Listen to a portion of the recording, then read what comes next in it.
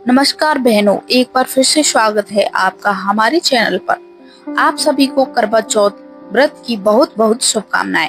पति की लंबी उम्र के लिए महिलाएं करवा चौथ माता का व्रत और पूजन करती हैं। आज की वीडियो में हम करवा चौथ की सरल और संपूर्ण पूजा विधि बताएंगे। तो देखिए, करवा चौथ व्रत की जब आप पूजा करेंगे, सबसे पहले तो जिस जगह पर पूजा कर रहे हैं उस जगह को हम साफ कर लेंगे। साफ करने के बाद उस जगह पर चौकी पर हम लाल रंग का वस्त्र बिछा लेंगे। इस तरह से हम चौकी को तैयार कर लेंगे। फिर उसके बाद हम थोड़े से अनाज चाहे कोई सा भी हो, जैसे गेहूं, चावल, बाजरा या कोई भी अनाज आप यहाँ पर रख सकते हैं। तो थोड़े से अनाज का आसन देकर हम इस पर करवा चौथ माता की फोटो या कैलेंडर जो भी आपके पास है उन्हें विराजमान करेंगे। करवा चौथ माता का जो फोटो है वहीं पर गणेश जी भी विराजमान होते हैं, तो गणेश जी का भी पूजन आप यहीं पर कर सकते हैं। यहाँ पर हमने करवा चौथ माता को विराजमान कर दिया है और अब हम करवा चौथ माता का पूजन करेंगे। तो सबसे पहले हम अपने हाथों में मेहंदी लगा के पूरे 16 श्रृंगार करके अपनी शादी की चुनरी को लेकर के, या फिर अगर शादी की चुनरी आपके पास नहीं है तो आप पीला वस्त्र या पीली चुनरी भी ओढ़ सकते हैं।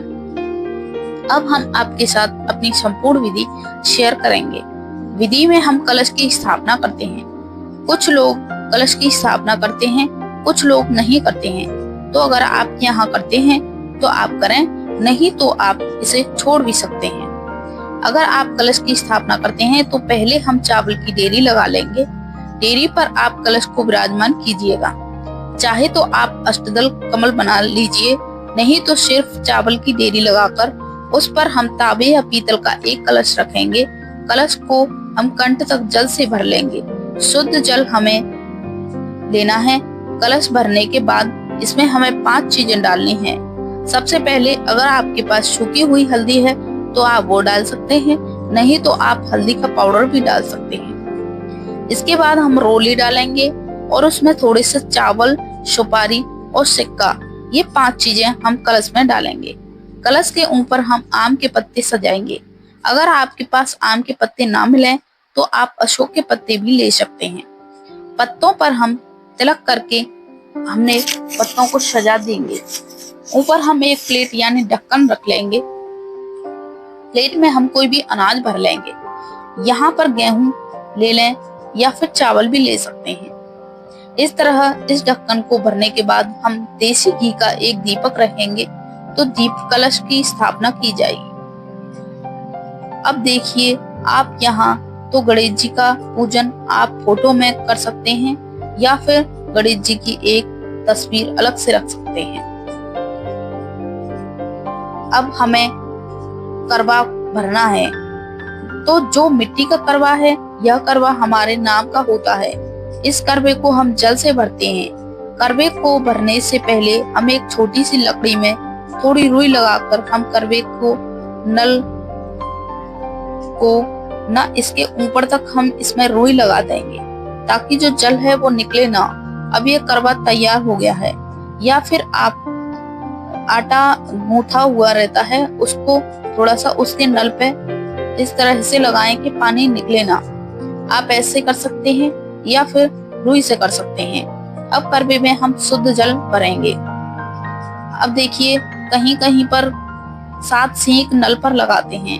आप चाहें तो इस तरह से भी सींक लगा सकते हैं। चौथ माता की तरफ से करते हुए करवे का नल चौथ माता की तरफ करते हुए कैलेंडर के पास रखेंगे।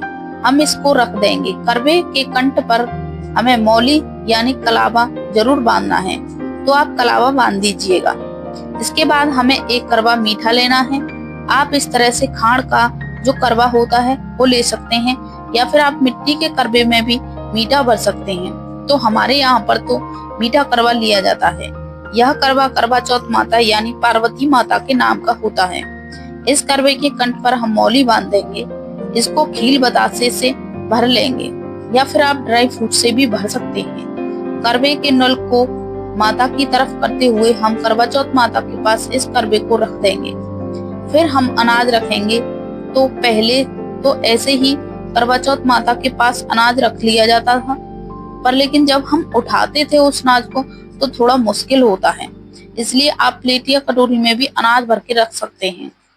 यहाँ पर कटोरी में गेहूं भर के रख लेते हैं। इसके बाद फिर हम पूजा शुरू करेंगे। अब हम थोड़ा छींटा लगाकर भगवान जी को निला देंगे और उनके पास दीप कलश की स्थापना में जो दीपक रखा है उसको जला देंगे। चौथ माता से प्रार्थना करेंगे, हे करवा चौथ माता, आज मैं आपका व्रत पूजन कर रही हूँ। मेरी पूजा में कोई कमी रही हो तो आप मुझे क्षमा करें और मेरे पति की लंबी उम्र प्रदान करें, यानी दीर्घायु प्रदान करें। इस तरह से हम व्रत पूजा का संकल्प कर लेंगे। फिर हमने स्नान तो पहले करा ही दिया है, अब हम वस्त्र स्वरूप करवा माता को कलावा समर्पित करेंगे और गणेश जी को भी कलावा समर्पित करेंगे।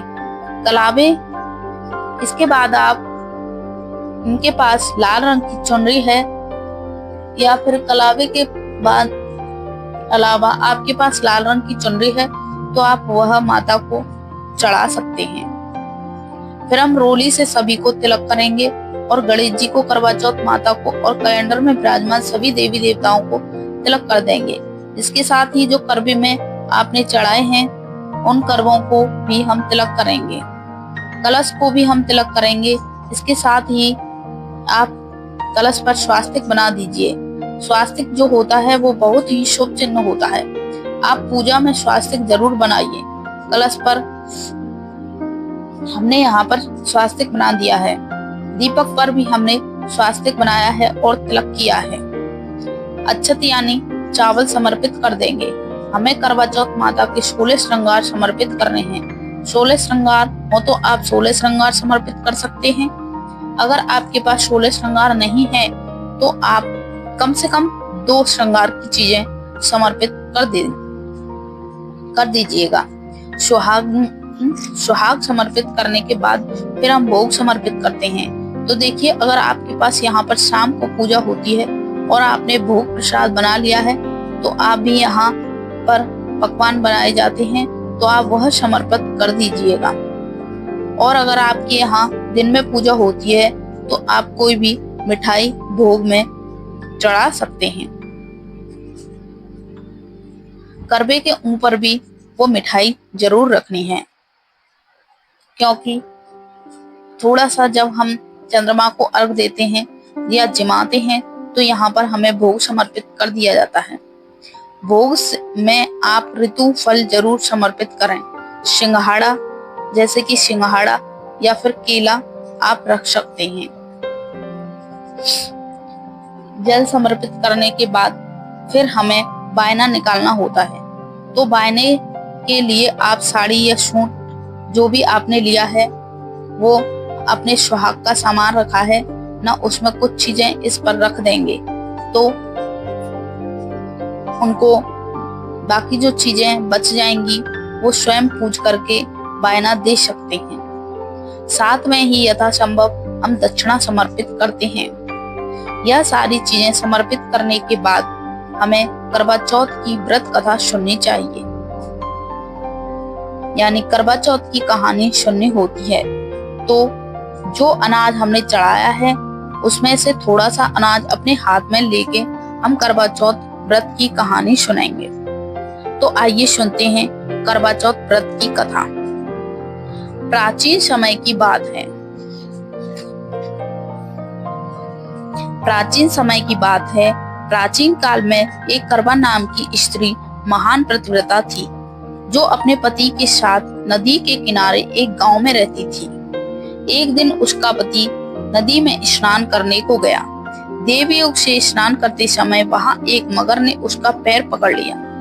तब वह मनुष्य करवा करवा करके चिल्लाकर अपनी पत्नी को बुलाने लगा। अपने पति की आवाज को सुनकर उसकी पतिव्रता स्त्री करवा भागी हुई चली आई और उस पतिव्रता ने आते ही मगर को कच्चे सूत के धागे से बांध दिया।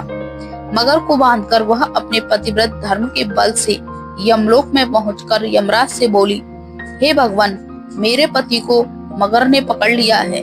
इस अपराध में आप अपने बल से मगर को नरक में डाल दो। करवा बोली, यदि आप ऐसा नहीं करोगे तो आपको श्राप देकर नष्ट कर दूंगी। करवा की यह बात सुनकर यमराज भयभीत हो गया। अंततः उस प्रतिव्रता के साथ जाकर उस मगर को यमलोक में उठा लिया, भेज दिया। उसके पति को दीर्घायु होने का आशीर्वाद दिया। उसी दिन से यह करवा चौथ मनाई जाती है और व्रत रखा जाता है। हे करवा माता, जैसे तुमने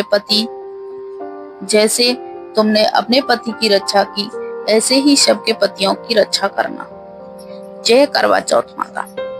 ऐसा कहा जाता है कि इस व्रत में गणेश जी की कहानी के बिना यह व्रत अधूरा माना जाता है। इसलिए आइए सुनते हैं गणेश विनायक जी की कहानी। एक अंधी बुढ़िया थी, उसका एक लड़का और लड़के की बहू थी। वह बहुत ही गरीब था। वह अंधी बुढ़िया नित्य प्रति गणेश जी की पूजा किया करती थी। गणेश जी साक्षात आकर उससे कहते कि बुढ़िया माई, तू जो चाहे सो मांग ले। बुढ़िया कहती, मुझे मांगना नहीं आता, सो कैसे और क्या मांगूं। तब गणेश जी बोले कि अपने बेटे से पूछकर मांग ले। तब बुढ़िया ने अपने पुत्र और बहू से पूछा तो बेटा बोला कि धन मांग ले और बहू ने कहा कि नाती मांग ले। तब बुढ़िया ने सोचा, तेरी थोड़ी सी जिंदगी है, क्यों मांगे धन और क्यों मांगे नाती। तू तो केवल अपने नेत्र मांग ले, जिससे तेरी शेष जिंदगी सुख से व्यतीत हो जाए। उस बुढ़िया ने बेटे और बहू तथा पड़ोसियों की बात सुनकर घर में जाकर सोचा, जिसने बेटा बहू और मेरा सबका भला हो वह भी मांग लो और अपने मतलब की चीज भी मांग लो। जब दूसरे दिन श्री गणेश जी आए और बोले, बोल बुढ़िया माई, क्या मांगती है? हमारा वचन है, जो तू मांगेगी सो ही पाएगी। गणेश जी बुढ़िया माई बोली, हे गणराज, यदि आप मुझ पर प्रसन्न हैं तो मुझे 9 करोड़ की माया दें, निरोगी काया दें, अमर सुहाग दें, आंखों में प्रकाश दें, नाती पोता दें और समस्त परिवार को सुख दें और अंत में मोक्ष दें। बुढ़िया की बात सुनकर गणेश जी बोले, बुढ़िया माँ, तूने तो मुझे ही ठग लिया। खैर, जो कुछ तूने मांग लिया वह सभी तुझे मिलेगा। यूं कहकर गणेश जी अंतर्ध्यान हो गए। हे गणेश जी, जैसे बुढ़िया माँ को मांगे अनुसार आपने सब कुछ दे दिया, वैसे ही सबको देना और हमको भी देने की कृपा करना। जय गणपति बप्पा, जय गणेश जी भगवान। अब सब कुछ करने के बाद गणेश जी भगवान की आरती गाकर अपनी पूजा को संपन्न कर सकते हैं। जय करवा चौथ माता, जय गणेश जी भगवान। आप सभी के सुहाग को लंबी उम्र प्रदान करें। वीडियो को लाइक, शेयर और सब्सक्राइब अवश्य करें।